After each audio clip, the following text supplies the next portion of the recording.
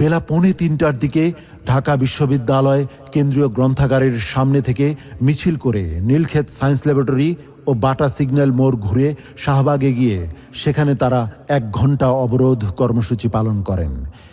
এদিন সরকারি কর্মচারীদের লুটপাট ব্রিটিশ লুটেরাদের হার মানিয়েছে উল্লেখ করে প্রতিবাদ জানায় ইসলামী আন্দোলন বাংলাদেশ।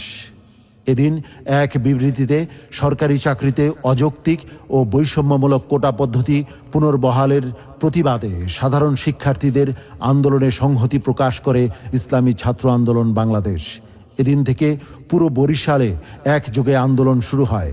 কেন্দ্রীয় কমিটির নির্দেশনায় নথুল্লাবাদ, চৌমাথা, আমতলী এলাকায় বিক্ষোভ প্রদর্শন করে ইসলামী ছাত্র আন্দোলন Bangladesh, BM college, Hatem Ali college, Barisal polytechnic সহ বিভিন্ন শাখার নেতাকর্মীরা। শিক্ষার্থীরা পরিষ্কার জানিয়ে দেয়, কোটা নয়, মেধার ভিত্তিতেই হবে চাকরি।